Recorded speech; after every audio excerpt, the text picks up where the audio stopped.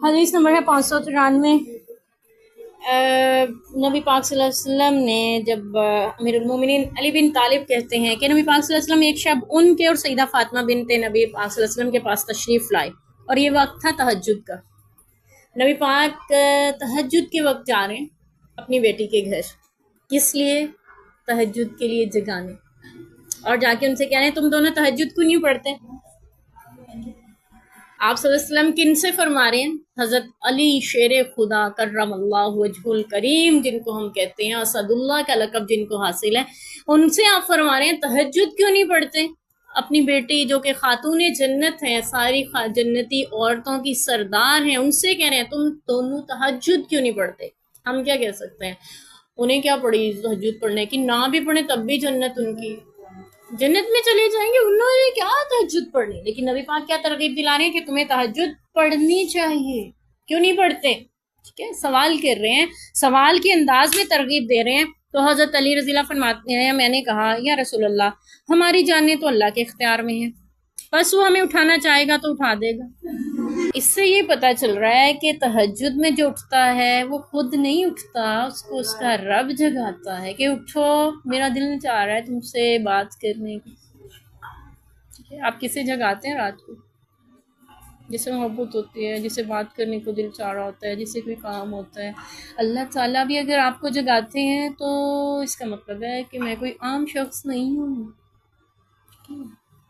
اللہ تعالیٰ چاہ رہے ہیں کہ اٹھ کے اس کی بارگاہ میں سجدہ ریز ہو جاؤں، اس سے مناجات کروں، اس سے مانگوں، اس سے التجائیں فریادیں کروں، تو اللہ جگاتے ہیں۔ اپنی خوش قسمتی پہ ناز ہونا چاہیے، اللہ ہمیں تہجد کی توفیق دے، ہم بھی ان خوش نصیبوں میں شامل ہوں جو تہجد پڑھتے ہیں اور رب کی بارگاہ میں اس وقت مناجات کر رہے ہوتے ہیں جبکہ لوگ سو رہے ہوتے ہیں۔ حدیث پاک کا مفہوم ہے، عبداللہ بن سلام رضی اللہ عنہ فرماتے ہیں جب میں نے پہلی بار اپنے حبیب کو مدینہ میں جب آپ تشریف لائے، عبداللہ بن سلام یہود کے بڑے علماء میں سے تھے رضی اللہ عنہ، بعد میں اسلام قبول کیا، فرماتے میں نے پہلی بات جو اپنے نبی سے سنی تھی نا، جو آپ واعظ فرما رہے تھے صحابہ کو، تو اس میں یہی تھی کہ افشوا السلام، سلام کو عام کرو، اور یہ تھا کہ اطعموا الطعام، لوگوں کو کھانا کھلاؤ، اور وصلوا باللیل والناس نیام، لوگ تہجد کی نماز پڑھو جبکہ لوگ سو رہے ہوتے ہیں اس وقت، اور ادخل الجنت بالسلام، جنت میں سلامتی سے داخل ہو جاؤ۔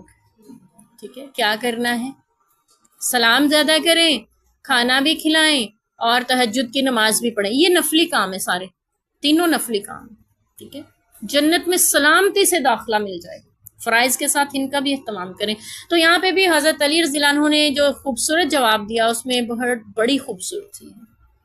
تو اللہ کرے ہم اس کو بھی اپنی زندگیوں میں لا سکیں اور ہماری زندگیاں بھی یہ خوبصورتی پا سکیں، اور یہ حسن ہماری زندگیوں میں بھی ہمیں نصیب ہو کہ ہم تہجد گزار بنیں۔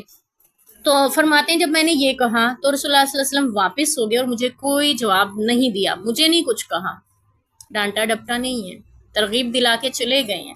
لیکن پھر میں نے سنا کہ آپ جاتے ہوئے اپنی ران پہ ہاتھ مار رہے تھے اور یہ فرما رہے تھے انسان ہر چیز سے زیادہ جھگڑالو ہے، وَكَانَ الْإِنسَانُ أَكْثَرَ شَيْءٍ جَدَلًا، یعنی قرآن کی آیت پڑھ رہے تھے، یعنی کسی بات میں اس کو چھیڑ کے دیکھو، ٹھیک ہے، جھگڑا کرنے میں بہت آگے ہو جاتا ہے، یہ مفہوم نکلتا ہے اس کا۔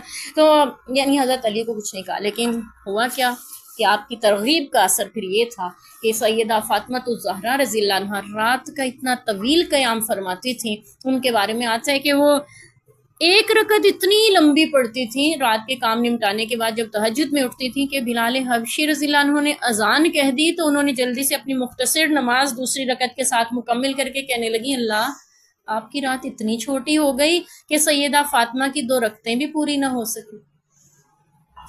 یہ نبی کی ترغیب کا اثر تھا، نبی پاک صلی اللہ علیہ وسلم کی۔ آپ نے یہ نہیں فرمایا تھا تم خاتون جنت ہو، تمہیں کیا پڑی عبادت کرنی؟ نہیں، آپ اپنی بیٹی کو خود تہجد کے وقت جگانے پہنچے ہیں کہ اٹھیں، کیوں نہیں تہجد پڑھ رہے ہو؟